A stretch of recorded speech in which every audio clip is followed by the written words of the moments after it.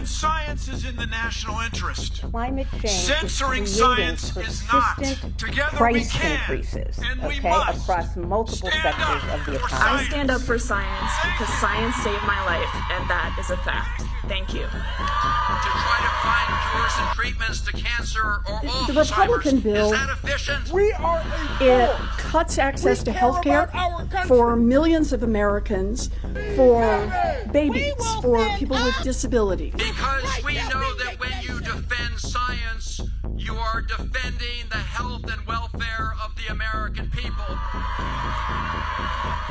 Right now, science in the United States is under attack. It is not just being debated, it is being attacked and diminished at the hands of our current administration. False lies are being promoted while ignorance is being celebrated. And history has shown us time and time again that when factual information and education are dismantled and prohibited, it leads to absolute control of the masses by those in power. I'm Gabrielle Burchak, and this is Math Science History. Today, I'm covering current events in the United States and connecting them with historical events to set out red flags for the world to hear and see. As I've mentioned before, history shows us the red flags of danger, and I'm a firm believer that we must heed our histories so that we are not doomed to repeat them. Because when politics attempts to hinder education, it can kill science. In the 6th century, the Byzantine Emperor Justinian I ordered the closure of Plato's Academy in Athens. In the 17th century, Galileo Galilei was accused of heresy and was sentenced to house arrest for his heliocentric views that our planets orbited the sun. From the 1940s to the 1960s, the Soviet Union's Lysenkoism killed genetics in favor of political lies and ultimately starved millions. Truth has always been suppressed to the demise of developmental science. These historical examples show us that every time science was shackled, society paid the price in famine, war, and stagnation. Currently in the United States, universities are being sued, funding is being removed, and international students are either being arrested or forced to leave. Students showing up for school are watching their parents be detained by masked, fake law enforcement referred to as Immigration and Customs Enforcement, known as ICE. Books are being banned across the country. Furthermore, recent federal health policies have terminated mRNA vaccine funding and further research, removed COVID-19 recommendations, and canceled flu-related meetings, endangering the health of the United States citizens. And as we now fall under the 7th month of the current administration, scientists are either leaving or considering leaving the country. According to The Guardian, Aix-Marseille University in France opened up a scientific asylum program, which drew nearly 300 applicants. Among those applicants, 39 American scholars were shortlisted. Among them is Brian Sandberg, a professor of history at Northern Illinois University. In an interview with The Guardian, he states that American higher education is being targeted and is being destroyed. Dr. Sandberg is correct in his statement, and though the damage might be repairable, it will undoubtedly leave a trail of destruction in its wake that could possibly take up to a decade or more to restore. As of the date of this recording, over 15 public and private universities across the country are being sued and are under federal oversight, including Brown University, Columbia University, Harvard University, and Johns Hopkins University. According to the public broadcasting system, our federal government stripped Columbia University of $400 million in grants and contracts. Without those funds, laboratories would go dark, graduate students would scatter, and the university's place as a global research powerhouse would collapse.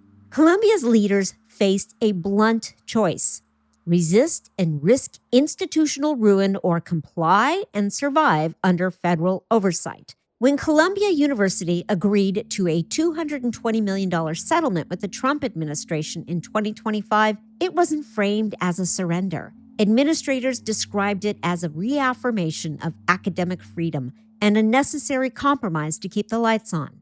The settlement required Columbia to adopt the government's definition of anti-Semitism, submit to federal monitoring and discipline its own students in ways aligned with White House priorities. This is so reminiscent of moments in history. In the 6th century CE, Emperor Justinian I closed the academy in Athens, not with soldiers storming the classrooms, but with a decree that cut off its lifeblood. The emperor cut off the money and the school's protection, causing philosophers to scatter into exile. Centuries of inquiry vanished from the Byzantine world, including Hypatia's teachings. In the 19th century Russia, Tsar Nicholas I did not need to burn books to weaken universities. He controlled funding, censored professors, and demanded that education serve, quote, orthodoxy, autocracy, and nationality, unquote. The result was intellectual stagnation and eventually rebellion.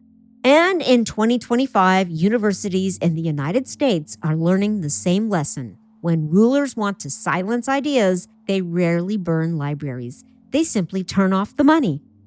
History shows us that this bargain is always the same. When institutions trade independence for survival, they may save their bodies, but they surrender part of their soul. And Columbia was not the only university. Brown University and Harvard also came under scrutiny. Like Columbia, Brown University chose survival mode and agreed to pay for Rhode Island workforce developmental programs to restore their funding. The price tag on that agreement was $50 million, but it wasn't just the price tag that came with this agreement. Brown and Columbia also stated they would provide the administration with their admissions data as it relates to race and gender. Let that sink in. Race and gender. So, current policies are affecting students of color and the LGBTQ community. Harvard, by contrast, stood firm. In April 2025, the Trump administration froze more than $2 billion in grants and contracts, with Education Secretary Linda McMahon bluntly declaring that Harvard would receive no future federal research funding. Harvard immediately launched a lawsuit in federal court, arguing that the freeze and conditions were unconstitutional coercion. Furthermore, Harvard's president, Alan Garber, responded forcefully, stating, quote, "The university will not surrender its independence or relinquish its constitutional rights," unquote. Well, the pressure escalated quickly. A joint federal task force moved to terminate hundreds of millions more in grants, including funding for vital health research in cancer, obesity, and neurodegenerative disease. Rather than capitulate, Harvard announced it would funnel $250 million of its own money to sustain research while litigation continued. It was a costly but deliberate bet on autonomy over accommodation. Still, even as students, faculty, and alumni urged resistance, reports suggest Harvard is edging toward a $500 million settlement that could impose government oversight. The battle has become symbolic, a test of whether one of America's most powerful universities can withstand political extortion without sacrificing its soul. Thus, the United States government, under the new administration, is pressuring our universities, which in turn are decimating our scientific advancements. And this is not the first time universities have been bent or broken under political pressure. In the 1930s, Nazi Germany purged its universities of, quote, Jewish science, driving out some of the greatest minds of the century, like Albert Einstein, Lise Meitner, and James Franck, who carried their brilliance to other countries. Germany, once the world's scientific powerhouse, deliberately crippled its own future in service to ideology. 3 decades later, Mao's Cultural Revolution gutted Chinese higher education, shuttered schools, persecuted professors, and scattered an entire generation of students into the countryside. China paid for that lost decade of knowledge with stalled progress that would take years to recover. So when we look at Columbia's capitulation, Brown's compromise, and Harvard's precarious resistance, we should hear echoes of that same historical rhythm. The methods and the results are always the same, and ultimately knowledge is throttled, innovation slows down, and a society that once thrived on discovery finds itself grasping for air. History's verdict is clear. When governments extort their universities, they may silence dissent for several years, but they impoverish a nation for generations to come. And what's the end game in all of this? Well, ultimately, the curriculum will be rewritten to fit the ideologies of centralized authority. Universities are the engines of evidence. When a governing body throttles them, one of the first smokes from the hood is climate science. The same levers that include funding freezes, political litmus tests, and manufactured, quote, balance now target the labs that track heat, model storms, and measure smoke in our lungs. So let's follow the money and the pressure into the place where delay is the deadliest. Climate research. Universities are where evidence is made. Schools are where it is taught. When rulers cannot silence the labs outright, they move to rewrite the lesson plans, and this is not new. It is one of the oldest plays in the book of authoritarianism. The destruction of books goes back as far as 213 BCE when the first emperor of China, Qin Shi Huang, through the recommendation of his chief advisor, Li Si, ordered that all historical texts to be destroyed so that scholars would not be able to compare his reign to previous kings. In 391 CE in Alexandria, Egypt, when Hypatia was flourishing as a professor, Pope Theophilus ordered the destruction of the Serapeum and its library. His intent was to limit access to information to the pagans of the city. We know where this goes. We've seen it before. And this year, in January 2025, the White House reestablished the 1776 Commission. That commission launched an order framed as, quote, ending radical indoctrination in kindergarten through 12th grade, unquote. A move designed to steer history and civics toward a state-sanctioned patriotic narrative. At the same time, the Department of Education announced actions to eliminate language and programs across its footprint that addresses diversity, equity, and inclusion. These are known as DEI programs. This message signals what kind of content and training will be favored or frozen. These are levers on what appears in classrooms, who trains teachers, and what materials districts feel safe adopting. Furthermore, as I write this during the week of August 18, 2025, the United States Department of Education quietly rescinded federal guidance that had long required schools to provide strong bilingual and English learner programs. They effectively are stripping protections for nearly 5 million students. The move was paired with deep staff cuts to the Office of English Language Acquisition and signals a shift toward an English-only policy, despite America's multilingual reality. Advocates warn that without federal oversight or funding, districts may reduce or abandon bilingual education altogether, leaving immigrant and multilingual students at a stark disadvantage. The pattern repeats across centuries. In early modern Europe, the Catholic Church's index of forbidden books constrained what could be printed and read, shaping curricula in Catholic universities for generations. When the index says a text is off limits, courses quietly stop assigning it and self-censorship becomes policy. In 1930s Nazi Germany, the Hitler regime rewrote textbooks to enshrine radical ideology. Biology became eugenics, history glorified destiny, and literature purged, quote, undesirable authors, unquote. The Nazi mission was not education, it was formation. Likewise, the Heritage Foundation's ideological reach extends beyond policy papers and into the classroom through structured fellowship programs. Its Heritage Academy Fellowship, for example, is marketed as an 8-week course in, quote, America's founding principles, unquote, and in public policy. But the critics note that the curriculum emphasizes Heritage Academy's conservative worldview and trains participants to carry that perspective into their academic and professional lives. By pairing fellows with heritage scholars and policy experts, the program functions less as neutral education and more as an ideological pipeline shaping the next generation of conservative leaders. Listen for the rhyme today.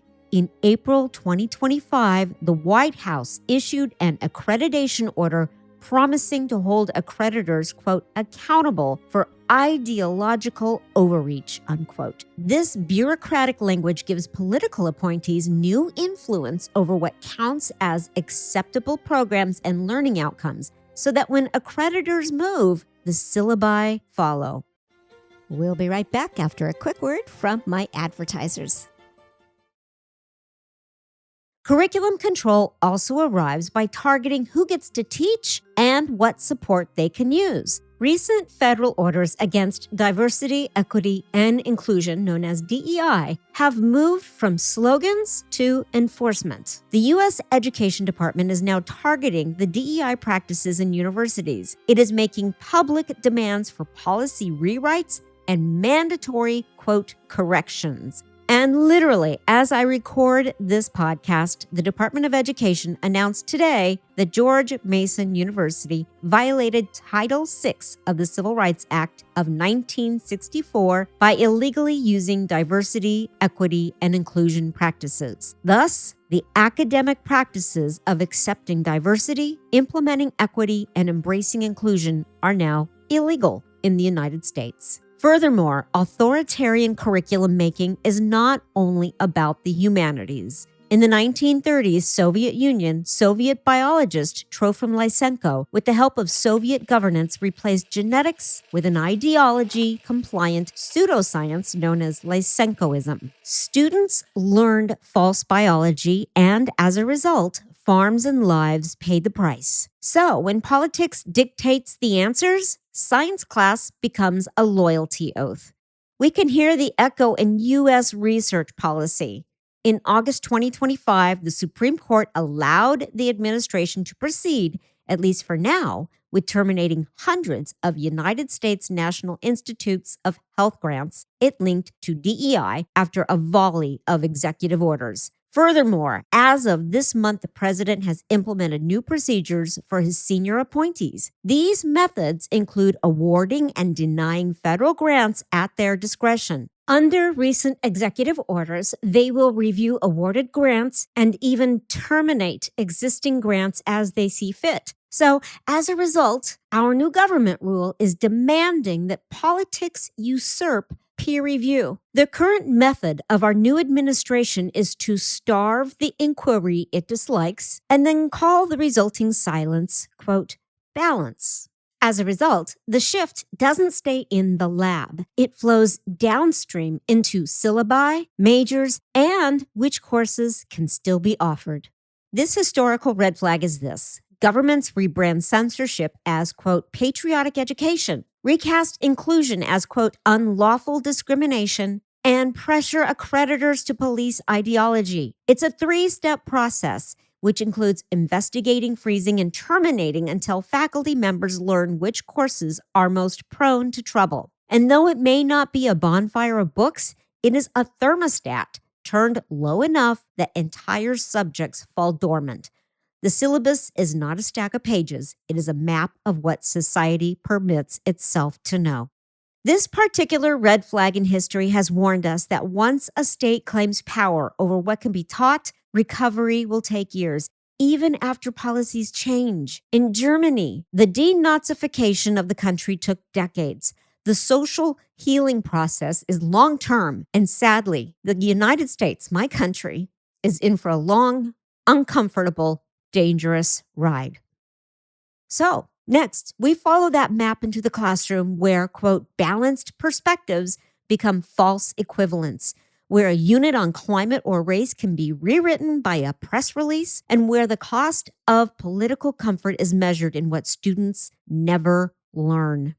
Climate scientists are being silenced not by a single gag order, but by a web of policy moves that remove the tools, erase the data, and punish the people who produce it. In August, the administration rolled back scientific integrity protections at the Environmental Protection Agency, known as the EPA.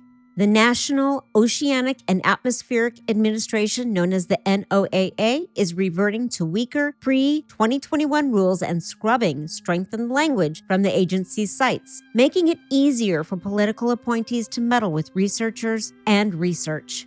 The money and missions that make climate facts visible are being targeted next. A July budget blueprint zeroes out federal climate research lines for fiscal year 2026, sending agencies a clear signal to freeze projects now. At the EPA, the government has moved to dismantle the Office of Research and Development while cutting overall staff, kneecapping the agency's internal science bench. At NASA, the White House has moved to end the orbiting carbon observatory missions. That's the OCO2 and the OCO3. It is our most precise space-based measures of atmospheric CO2, removing a cornerstone of global carbon monitoring. Science also happens by deleting the record. In July, reporters documented that the National Climate Assessment Portal went dark. Its support contract was canceled, and hundreds of NCA contributors were dismissed, gutting the congressionally mandated assessment's public presence, even as outside archives tried to keep the reports available. The governance has likewise made key climate reports harder to find, burying or removing the government web pages that previously centralized data sets and regional impact summaries. Step back, and the pattern is unmistakable. Weaken integrity rules so interference is easier. Defund or cancel the satellites and labs that generate inconvenient measurements. Delete or hide the public portals that let communities, journalists, and planners see the numbers. This is not debate. It is infrastructure sabotage of the scientific system itself. The result is fewer measurements, fewer models, fewer public data sets, and fewer scientists left in government to speak plainly about rising risks. If a government dismantles scientific integrity, cancels Carbon Watch satellites, and pulls the plug on the National Climate Assessment, they don't just change the narrative, they blind the country and the world. That blindness doesn't make heat waves cooler or wildfires slower. It only makes us slower to see them coming. In the end, this isn't a dispute over facts, it's a struggle over power. The winners of delay, fossil fuel incumbents and their political patrons, and the media machines they bankroll profit now from every paused satellite, every muted report, and every scientist pushed to the margins. Short election cycles reward officials who trade long-term safety for near-term optics. At the same time, culture war narratives recast basic measurements as partisan heresy to keep coalitions loyal and doubt alive. Sunk costs and captive regulators lock in yesterday's infrastructure so that, quote, balance becomes the story and silence becomes the policy. And a steady drizzle of disinformation turns uncertainty into a business model, buying time for the status quo while the climate clock runs down. So this is why the tools are being stripped. The data erased, not because the science is weak, but because the people who profit today are strong, and the stories that protect their power are louder for now than the alarms scientists are trying to sound. And when scientific research becomes one area that is entirely in danger of being obliterated, the healthcare system is soon to follow, which could ultimately also affect the world. On August 15th, 2025, gunfire rang out at the Centers for Disease Control and Prevention in Atlanta, Georgia.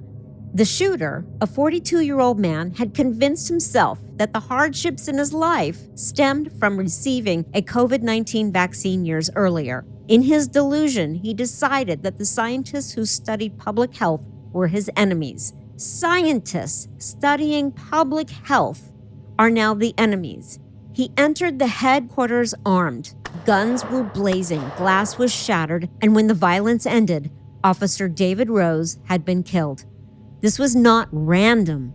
Investigators found social media posts where the gunman parroted anti-vaccine talking points, circulating online, many echoed by none other than Robert F. Kennedy Jr., the current head of Health and Human Services, known as HHS. In the days after the shooting, more than 750 employees signed a letter begging Kennedy to stop spreading falsehoods about vaccines and public health measures. Their plea was straightforward. They told him that his rhetoric fuels hostility and hostility is turning deadly. Yet, Kennedy continued.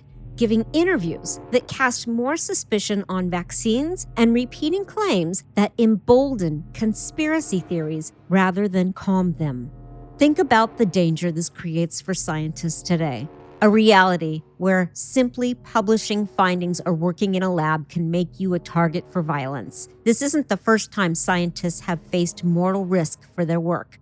History gives us a chilling precedence. In July 1941, during the German occupation of Poland, a Nazi squadron carried out what came to be called the Massacre of Lvov professors in what is now Lviv, Ukraine.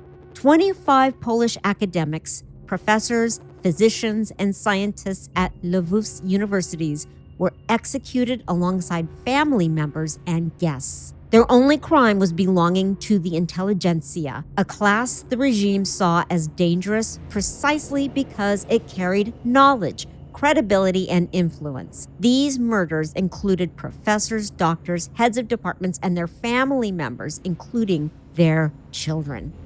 The parallel is stark. When political leaders and disinformation merchants scapegoat scientists, they don't just weaken research. They mark researchers as enemies of the state. In Germany, that branding ended in firing squads. In the United States today, it has already ended in gunfire at the CDC.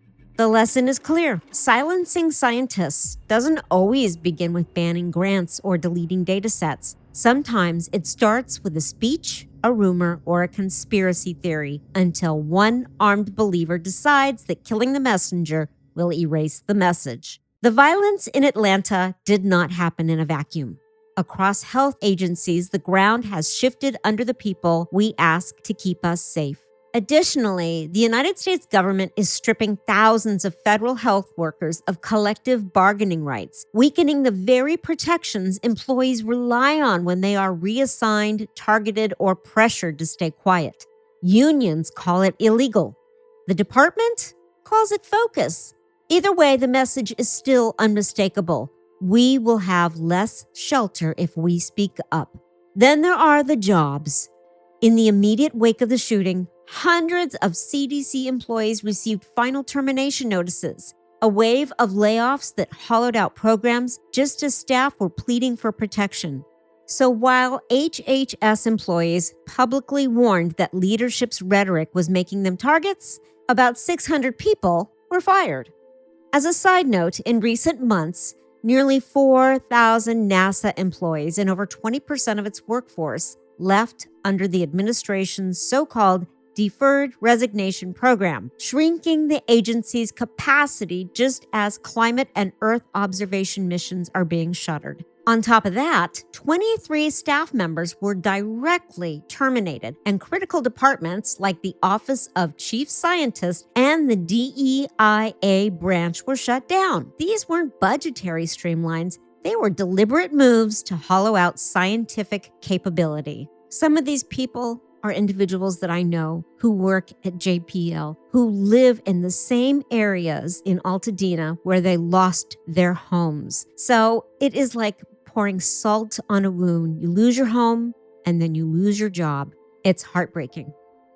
At other research agencies like the National Science Foundation and the National Oceanic Administration and the Institute of Educational Sciences, the pattern repeats. Grants canceled, studies halted, and expert staff purged or reassigned, and the whole programs are being dismantled. For those who remain, the checkpoint is clear. Stay quiet or risk irrelevance, displacement, or worse. Harassment is also being industrialized too.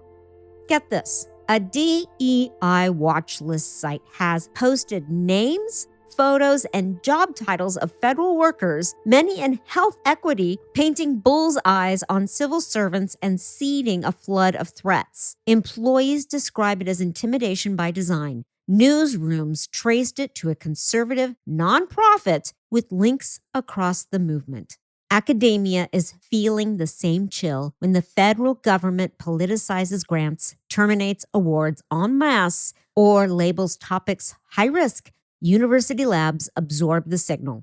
Avoid certain words, avoid specific questions, avoid certain fields, or watch your funding disappear.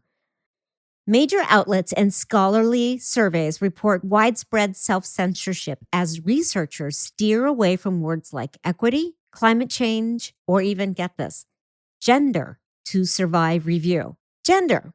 This is mind-blowing. Gender, as it relates to possibly breast cancer research. So these moves are directly affecting the health of women across the country and around the world. The result isn't just fewer papers. It's less truth in public.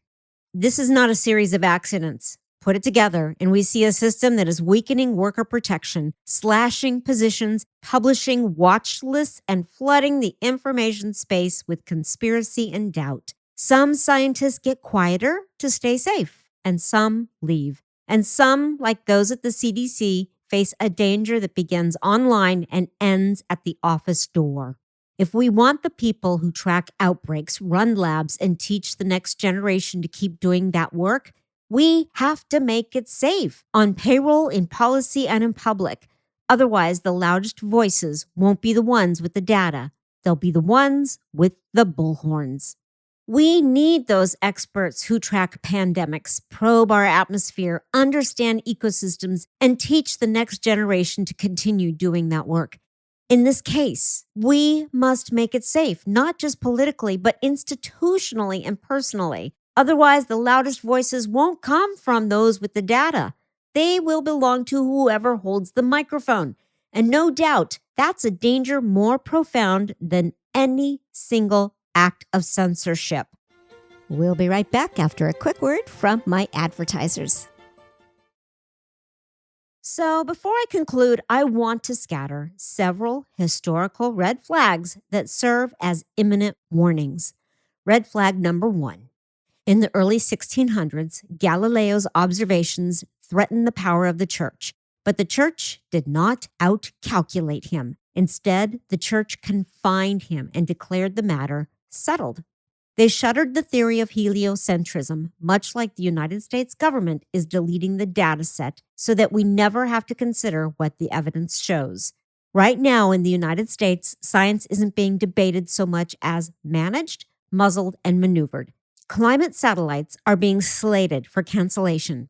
Federal portals are going dark, and research grants are being screened and edited for political comfort. The tactic is the same across centuries. If governments control the evidence, governments control the truth. And by blinding the public, power protects itself at the expense of progress. Red flag number 2, university speech codes dressed up as, quote, balance. Lists of suspect scholars and loyalty tests for curricula echo a darker precedent, and this is not new. In Nazi Germany, quote, undesirable science was purged. Jewish scholars were expelled and educators were murdered. These actions drained Germany of brilliance, which in turn remade the world's laboratories without Germany at the center. Taking a page out of the playbooks of Roman Emperor Justinian I in the 5th century and Adolf Hitler in the 1930s, the current restrictive policies and orders threaten universities, academia, and scientists with funding freezes unless they bend to ideology and capitulate to the administration's demands. As a result, like in Athens and in Nazi Germany, the United States will risk a similar version of the same mistake.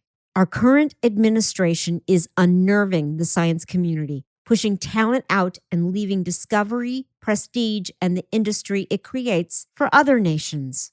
Red flag number 3, political meddling in research proposals, blacklisted words in grants, and high-risk topics that must be renamed to survive review are not administrative quirks. They are a method, and this is not new. Stalin needed a yes man, and he found that in Trofim Lysenko and his theories of Lysenkoism. In 1948, the Soviet Academy of Agricultural Services, with Stalin's full backing, officially declared Mendelian genetics and molecular biology to be, quote, bourgeois pseudoscience, unquote. As a result, textbooks were rewritten, courses in genetics were shut down, and universities were purged of biology departments. Stalin's regime forced the education of Lysenkoism and replaced genetics with politically convenient fictions. These theories sabotaged crops and led to widespread famine, starving 7 million people. So whenever policy dictates conclusions, reality exacts a bill and ends up cutting funding. To equate this, let's look at weather forecasting. Trump's efforts to dismantle the National Oceanic and Atmospheric Administration won't keep the storms from coming. It will only make the models worse and the desperately needed responses much too late. And guess which areas of the country it will affect most? It will likely affect Florida and Texas, the two primary areas that voted for Trump. Red flag number 4. Scientists and teachers branded as enemies by talk show rhetoric and partisan feeds face a rising tide of threats, and this is not new. During China's Cultural Revolution, headed by Mao Zedong in 1966, scientists and other intellectuals were targeted, humiliated, imprisoned, and persecuted. Mao Zedong ordered the destruction of historical texts, intent on destroying what he referred to as the, quote, 4 olds, which were old ideas, old culture, old customs, and old habits. This frighteningly mirrors Trump's recent request, just a few weeks before the release of this podcast, to implement oversight into our history through the defunding and restructuring of the United States museums, including the Smithsonian. On social media, Trump noted that these museums are the last remaining segment of woke. Of course, he wrote that in caps, adding that he will, quote, start the exact same process that has been done with colleges and universities, unquote. So, like in China, the United States is facing decades of progress that will vanish with the people who could have brought us enlightenment. When public health workers need security details, when faculty weigh personal safety against publishing, we are flirting with the same rule: punish knowledge to prove power. Every time science was shackled, society paid the price in famine, war, or stagnation. If the red flags of danger continue to serve as a valid warning, this will soon be our new future. So, what happens when we ignore the red flags of danger? What happens when science is silenced? The past answers plainly. Galileo's suppression slowed astronomy. Nazi purges fractured Europe's scientific leadership. Stalin's pseudoscience caused famine. Mao's persecutions erased a generation of expertise. The present is writing its own ledger. Delayed climate action, weakened early warning systems, stalled medical research, and an erosion of public trust that outlives any one administration. If the United States, still a nerve center for global research, lets its scientific engine seize, the shockwaves do not stop at our borders. Vaccines are developed more slowly, carbon targets slip out of reach, disaster planning fails, and the world recalibrates around new hubs of discovery. We have seen this movie before. It never ends well, and it ends worse for those who arrive late to the truth. If you are on the outside looking in on what is happening in the United States, please note, we are not simply debating policy differences. Current policies are literally developing scorched earth campaigns against knowledge and science itself. History doesn't forgive societies that burn their libraries, exile their scientists, or starve their universities. It remembers them for the disasters that followed. Every case we have walked through, Galileo gagged, scholars purged in Germany, genetics outlawed in the Soviet Union, classrooms silenced in China, starts with the same decision. Let power rewrite the evidence. The price is always paid later by people who never voted for ignorance, but had to live with it. Our country is standing on the edge of repeating those mistakes, not with bonfires in the town square, but with subtler tools, defunding labs, canceling satellites, closing data portals, and putting politics where peer review should be. The oligarchy doesn't have to erase the telescope if it can unplug it. The system doesn't have to arrest the scientist if it can make the grant disappear. And if a ruling body convinces the public that expertise is arrogance and evidence is, quote, just one opinion, then silencing becomes self-service. People will soon stop listening even before censorship starts. Here's the hard truth. If we allow this to continue, the losses won't be contained within campus walls or agency hallways. The losses will show up at the hospital during heat waves, in crop failures and insurance premiums, and in missed cancer trials and muddled curricula. What looks like a culture war ends up as a capacity crisis.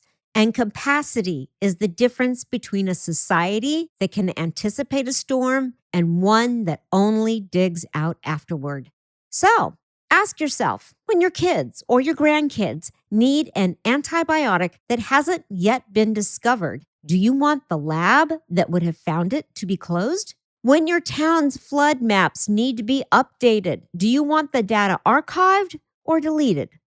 And when the next outbreak comes, do you want scientists stepping up to the microphone or stepping back because the last one who spoke got doxxed? We are not spectators, we are authors.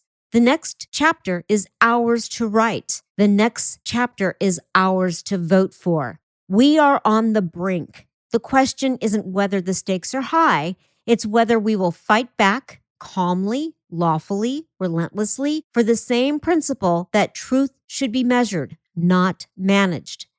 So, to conclude, what can you do? Well, please support science and defend research.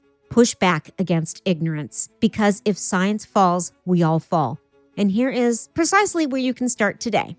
Let's protect scientists and academic freedom. There are organizations like Scholars at Risk, that's global, and the IIE Scholar Rescue Fund. It helps at-risk researchers relocate and keep working. There is the Union of Concerned Scientists. It's a watchdog on scientific integrity, report interference, support protections. What else can you do? Well, defend research and data. There's the Internet Archive and Climate Mirror, which preserve vulnerable climate and health data sets. Donate to them. I'm a big fan of the Internet Archive. I use it all the time. Donate to unrestricted research funds at local universities and medical centers. Keep labs running when grants are frozen. Let's strengthen public health. Back local health departments. Volunteer on advisory boards. There is the Public Health Communications Collaborative. It helps to amplify evidence-based messaging in your community. And finally, one of my favorite organizations worldwide is the World Health Organization. It funds rapid response and surveillance capacity. There is civic power where you live. Show up at school board and city council meetings when curricula or climate plans are on the agenda. Call your state and federal representatives. Demand full, multi-year funding for organizations that represent science like NASA, the CDC, the National Science Foundation. You can back financial reforms and disclosure laws that reduce dark money pressure on evidence-based policies. Let's make science visible. Subscribe to and share local science journalism. Write op-eds when data sets vanish. If you're outside the United States, you can do a lot of this too. Please fund open science platforms. Support at-risk scholars. Please support at-risk scholars. Volunteer in citizen science and press your own governments to safeguard scientific integrity and research budgets. We need you. The fight for facts is borderless, and so is the payoff. We don't need permission to defend reality. We need habits. Pick one action tonight. Send a note to your representative. Donate to a data archive. Sign up for a citizen science project, and then pick another one tomorrow. History's verdict is already written for those who silence science. Let ours be different. Let ours be a generation that stood up for the people who measure the world, so the rest of us can survive it and make it better. Until next time, Carpe Diem. Thank you for tuning in to Math Science History. If you enjoyed today's episode, please leave a quick rating and review. They really help the podcast. You can find our transcripts at mathsciencehistory.com. And while you're there, remember to click on that coffee button, because every dollar you donate supports a portion of our production costs and keeps our educational website free. Again, thank you for tuning in. And until next time, Carpe Diem.